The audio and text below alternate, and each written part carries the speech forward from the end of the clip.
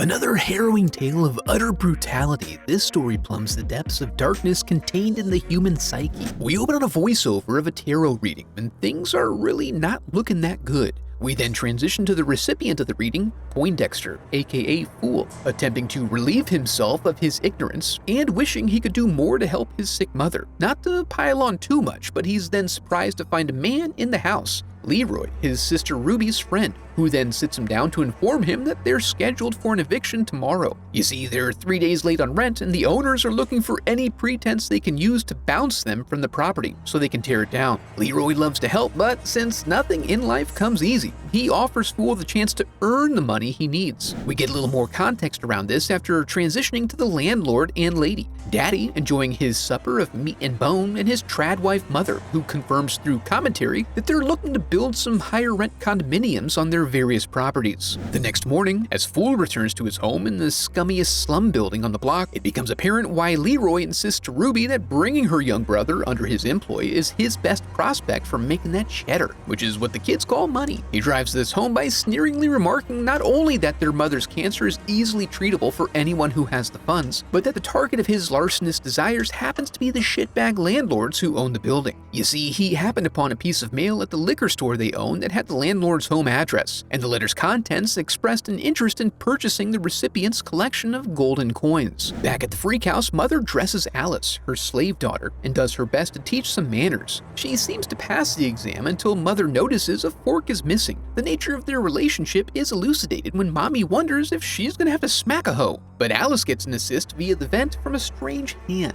Alas, the danger has not been fully navigated, as Daddy then comes home with a tension headache from the stress of his liquor store being robbed. He seeks relief from the beating of Alice, while the wall occupant moans in anguish. Meanwhile, Leroy cases the joint from outside and sends Fool in to get some information about the interior. With no response up front, he slides around to the side door, but only when he starts messing with the landscaping does Mother emerge, in order to slap him with an instant rejection that she upholds even in the face of the hard sell and bathroom request. He reports back that they have screens and padlocks on all windows, but he has no info on the inside because he couldn't get in. Unwilling to do a job without an appropriate amount of intel, Spencer decides to take a crack at sweet-talking his way in. He suits up and approaches the house, insisting that he has to check a meter inside that she doesn't even know about, and that, as a gas man, he has a legal right to come in. This convinces her to acquiesce, providing him the access he so richly desires. But while he's putting in work, we learn that Leroy is concerned that Spence may try to use this opportunity to cut him out of the job. This fear is reinforced when Mother leaves by herself shortly after,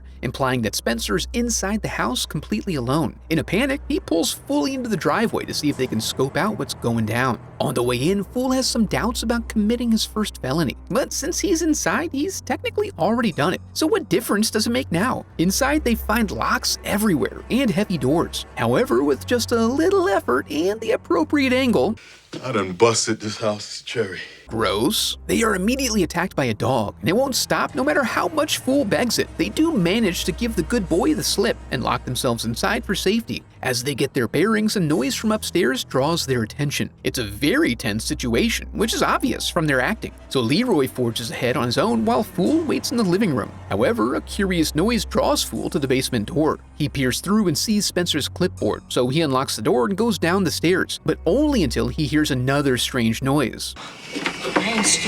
But apparently he kind of is, because he lets the threat of being deemed a chicken shit, which he only imposes upon himself, compel him to head back into the basement. He takes a look around and mostly finds old building supplies and sporting goods. But then he finds a tube TV that's still working. When a dust plume threatens to aggravate his allergies, he turns to leave and trips over Spencer's dead body. He recognizes that Spencer is gripping a gold coin in his cold dead hand, right before something drags him toward the wall. Fool pulls him back, only to discover that his hand has been munched upon. Then it dawns on him that the TV was there for the entertainment benefit of the people under the stairs, which, as it turns out, is not a metaphor. The mysterious moaner then jumps out to introduce himself, and Fool makes for the door. He's released by Alice, who disappears into the house. Before Fool can pursue her, Mother and Father return, so he runs upstairs to warn Leroy. When he finds him, he's laying in the hallway, ass to the wind. Turns out he's listening very carefully to a strange sound wafting through the ducts. Fool warns them of the owner's return and Spencer's apparent death by fear, so they run down double quick to confirm they're still barricaded in before trying for the front door, which they find to be humorously electrified. As Prince works on busting his way in, Leroy convinces Fool to stand out as bait so he can beat off the dog. But when he arrives, they learn that Prince doesn't like the tender meat, and when Leroy prairie dogs to see what's happening, he gets clamped down. Fool tries to tug him to safety, reaching the knob and letting the electricity flow through their bodies. They rush back upstairs to hide, and Leroy finds a good spot, but just for him, tells Fool to shove off right before lockdown is initiated and Daddy begins to clear the upstairs. The wall creeper pops out, startling Leroy into the hallway where he is shot many times, satiating the psychopathic couple's bloodlust. Fool creeps out and watches as they tap dance on your boy's corpse, and when he returns to the hall, he's been gifted sight and led towards safety. Behind the vent, he essentially finds a whole second house with a pathway out. When he emerges in an adjacent hallway, he finds Alice standing meekly in a bathroom they hopefully no longer use. After introductions, Fool discovers she has no knowledge of the outside world because there's no way out of the house. Despite the failure of many others like him, he is determined to escape. She further explains that the people under the stairs were all prospective brothers who couldn't live up to the standards set for them, so they were mutilated and cast away. When the moaning starts back up, she confirms that's Roach, a cellar boy who escaped into the walls and is hunted by Big Daddy, mostly when his moaning interrupts Gimp time, which he takes personal offense to. Daddy has to place a bookmark in his progress because police arrive at the house. Turns out the van in their driveway was identified as possibly being related to a recent liquor store robbery. Fool tries to get their attention from upstairs, but no sound escapes. Outside, they claim the van just happened to be there when they got home, and they saw a couple of men walking down the street. The officers go to scope out the rest of the neighborhood, leaving the evidence behind and unsecured, so they help themselves. This reveals the likely presence of a boy in the house, who smells delicious. Inside, Prince has decided to settle for what he can get, and chases Fool into a room where he is repelled with a falcon punch. Daddy then tries to blast his way in, but gets his skull caved in. Then Roach pops out and grabs Fool before dipping out. He's led through the back halls with Prince in hot pursuit. They ultimately shake their tail by distracting him with a toy and sending him down a chute that Roach had built in his free time, just in case. This ejects him right out to where Mother and Daddy are located, and the homemade plushie indicates that the filthy little boys have gotten to Alice. Sure enough, they do emerge in her room, where the new friends get to know each other through intense, sustained eye contact. This is because Roach's bad part was his smart mouth, so they cut out his tongue, which is why he can't talk good. When the parents bust in and see what these little wall rats have been up to, Mother lays down a final verdict. What do I do with the money? It is time to clean house!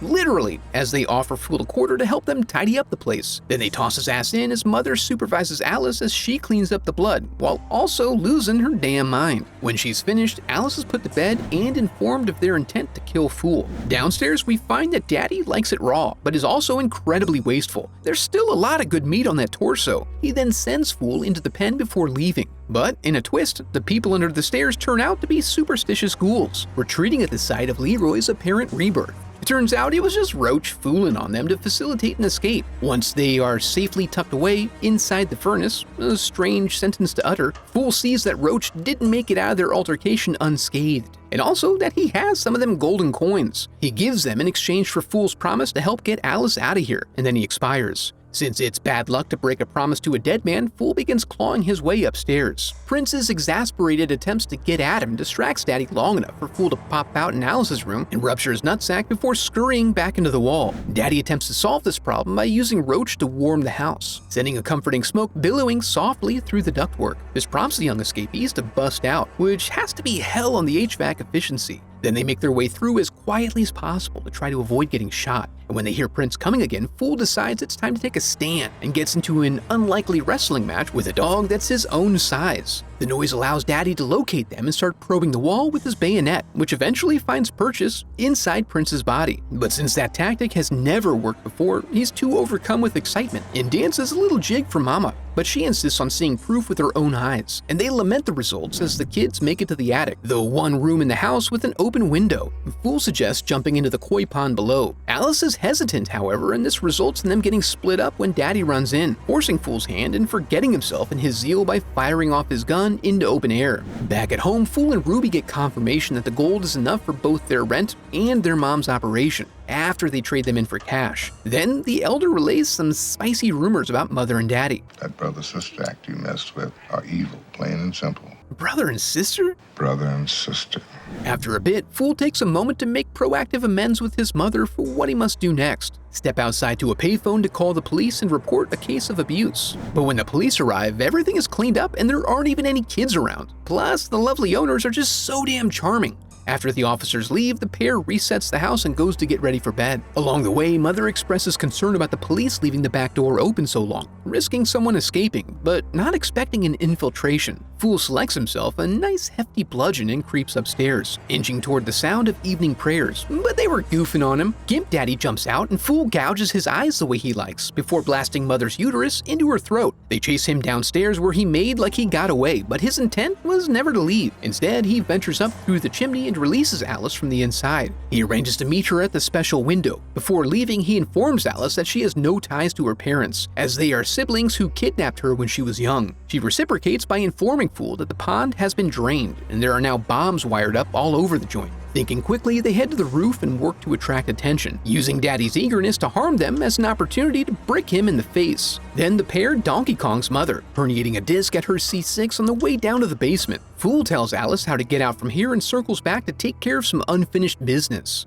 On her way out, Alice is confronted. Empowered by the truth, she finds her voice and sass-talks her mother. Convinced the boys have despoiled their little girl, Daddy has given the green light to kill them all. As the search begins, they hear someone riling the basement boys. When he goes to check it out, he gets drawn down upon, but manages to hit the stair slide and turn the tables. Mother is distracted by a knock at the door, which she answers to find Ruby there to do an activism. But they're really busy right now. Now Daddy's really gonna do it, for real this time, until the Morlocks blind him with their flashlights. Then there's another knock at the door from someone claiming to be the police, responding to reports of gunfire. But it's those dang activists again, and this time they brought the whole community. Regardless, Mother prepares to bust, but is thwarted when Alice drops in and smashes her face. Downstairs, through some careful maneuvering, the cast-offs use Fool to unlock the coop and then drag him in to provide unexpected protection. While Daddy tends to another head injury, Fool bridges the alarm on the embalming machine to open its door and access the riches inside. Upstairs, they get all separated again so Alice can have a showdown with Mother, and they really work through some stuff. Unfortunately, their closure is thwarted when the folks under the stairs become the folks at approximately stair level. In her panic, Mother rounds a corner and runs right into Alice's knife. She then becomes a victim to her own desire to help these wayward young men. They toss her into the basement, and when Daddy sees that they're not in the pen, he becomes concerned about his stash. He goes to check the vault where Fool engages in a standoff, daring him to make a move. And when he does, he blows him sky high. The money erupts out into the night air, gently floating down to the people as the ghouls wander off into an unknown world, in what could be viewed as a sort of mutant Rumspringa.